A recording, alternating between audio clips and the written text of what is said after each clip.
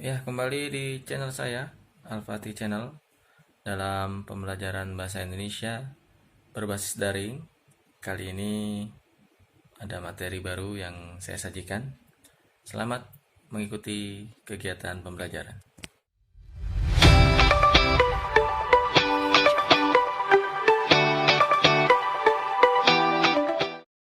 Ya, kali ini kita akan mempelajari tentang bagaimana menelaah penggunaan berbahasa dan menyajikan secara lisan maupun tulisan pada teks deskripsi. Kompetensi dasarnya yaitu menelaah struktur dan unsur kebahasaan dari teks deskripsi tentang objek yang didengar dan dibaca.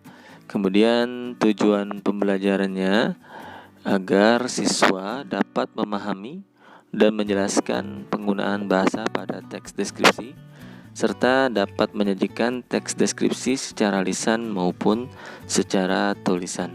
Itulah tujuan pembelajaran kita kali ini. Baik, untuk yang pertama ini adalah menelaah penggunaan bahasa pada teks deskripsi. Bagian pertama, penggunaan kalimat rincian untuk mengonkretkan atau menyatakan. Dalam kalimat contohnya, bentangan alam yang disajikan pastinya akan membuat takjub setiap orang yang berkunjung.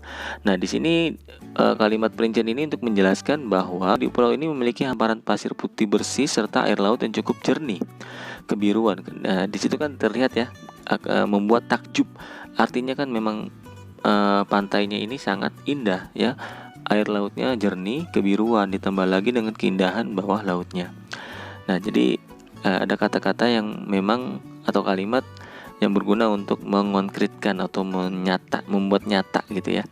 Sehingga si pembaca itu akan bertambah takjub ya dengan apa yang dibacanya. Selanjutnya yang nomor 2, penggunaan kalimat yang menggunakan panca indera. Seolah-olah melihat, seolah-olah mendengar, dan seolah-olah merasakan. Yang seolah-olah melihat ini contoh, pulau ini memang kecil serta memiliki garis pantai sepanjang sekitar 1 km. Itu kan seolah-olah melihat. Nah, pembaca yang membaca kalimat ini ya tentu akan langsung di dalam pikirannya, oh panjangnya sekitar 1 km. Kemudian seolah-olah mendengar, suasana pantai ini sangat tenang, oh berarti tenang. Kemudian merasakan, berkunjung ke pulau ini akan membuat Anda serasa mempunyai pulau dan pantai pribadi. Ya. Kemudian untuk selanjutnya yang ketiga, dalam teks deskripsi juga memiliki kata berimbuhan dengan kata dasar KPTS. Nah, ini perlu diperhatikan ya. Kata dasar ada yang di depannya itu dari huruf K, P, T, dan S. Contoh kalimat yang pertama ini ada kata menenangkan. Itu kan kata dasarnya tenang ya. Nah, huruf T itu luluh. Fonem itu huruf. Kenapa? Karena T itu bertemu dengan awalan men sehingga dia luluh menjadi menenangkan. Begitu juga dengan pancing. Ya, P itu luluh karena dia bertemu dengan awalan men sehingga menjadi memancing. Dan selanjutnya saji ya, menyajikan, bukan mensajikan. Jadi dia luluh. Nah, namun ada juga kata-kata yang kata dasar KPTS itu tidak luluh. Contoh, mengkaji ya. Itu K-nya tidak bisa hilang. Kalau hilang jadi mengaji. Beda nanti artinya. Kemudian memprioritaskan, prioritas, P-nya tidak bisa luluh atau hilang.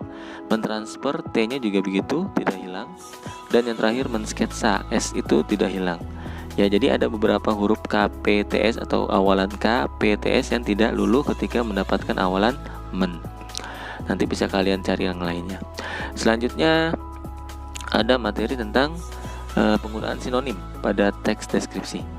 Nah, di teks deskripsi itu ada kata-kata yang memiliki sinonim. Tujuannya apa?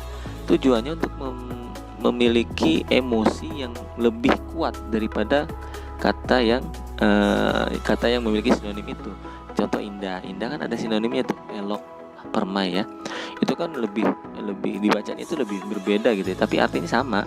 Kemudian memiliki itu sinonimnya mempunyai, heran itu sinonimnya takjub gitu ya. Itu kan memiliki emosi yang lebih daripada kata asalnya. Kemudian ini yang selanjutnya penggunaan kata depan pada teks deskripsi. Penggunaan kata depan di, ke, dan dari. Ingat ya, kata depan yang menyatakan tempat penulisannya harus terpisah. Di sini contohnya di pulau, itu di spasi pulau. Kemudian ke pulau, ke spasi pulau. Namun ada juga yang dirangkai atau dirangkai, ada yang dipisah. Bisa kalian lihat di sini. Kita fokus ke nomor 5 dan 6 ya. Itu dibalik, bisa dirangkai, bisa juga dipisah. Kalau dirangkai artinya membalik, kalau dipisah artinya kebalik. Ya. Kemudian nomor 6 dilanggar, kalau dirangkai artinya melanggar, sedangkan kalau dipisah itu artinya kelanggar atau surau. Surau itu musola ya, jadi kelanggar. Dia dilanggar itu artinya kelanggar. Dilanggar berarti di musola, kelanggar artinya ke musola. Ya, selanjutnya dalam teks deskripsi juga ada penggunaan kata khusus. Contoh ya, kata umum. Itu kata umumnya adalah indah. Indah itu umum. Kata khususnya elok, molek, cantik, menawan, itu khusus ya. Kemudian hewan peliharaan. Hewan peliharaan kan banyak ya. Di sini kata khususnya bisa anjing, bisa kucing, bisa kelinci, marmut ya, hamster, ikan, burung, dan lain sebagainya.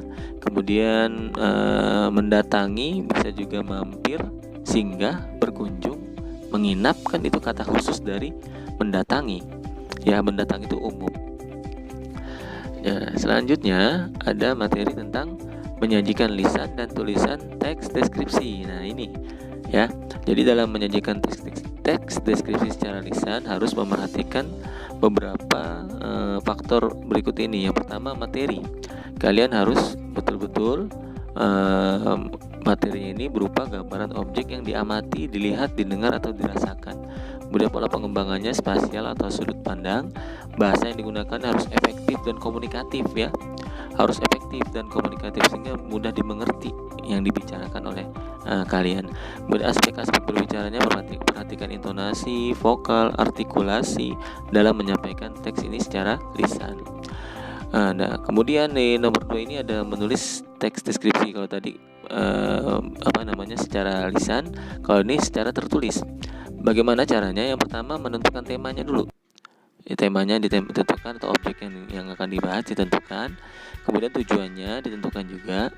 Selanjutnya mengumpulkan data-data dengan melakukan pengamatan atau observasi. Dan terakhir kalian menyusun kerangka karangan ya, sebelum mengembangkannya menjadi sebuah karangan. Dan terakhir di sini ada menyunting teks deskripsi. Setelah dibuat ya, disusun, tentunya kalian perlu periksa lagi tuh, apakah sudah betul atau masih ada yang salah. Bagaimana caranya? Disunting itu diperbaiki. Yang pertama, membaca tulisan secara teliti, kemudian memperbaiki kesalahan penulisan ejaan sesuai EYD, ejaan yang disempurnakan, memperbaiki susunan kalimat, dan memperbaiki paragraf yang masih kurang padu. Baik, Bapak rasa cukup ya. Ingat, kita harus selalu mengutamakan bahasa Indonesia. Kemudian jangan lupakan ya, kita lestarikan bahasa daerah. Dan seoptimal mungkin kita harus menguasai bahasa asing. Kenapa? Karena zaman sekarang di revolusi industri 4.0 kita harus menguasai bahasa asing. Supaya apa? Supaya kita bisa memiliki daya saing yang tinggi di kancah internasional ya. Tetap utamakan bahasa Indonesia, lestarikan bahasa daerah, dan kuasai bahasa asing. Terima kasih. Wassalamualaikum warahmatullahi wabarakatuh.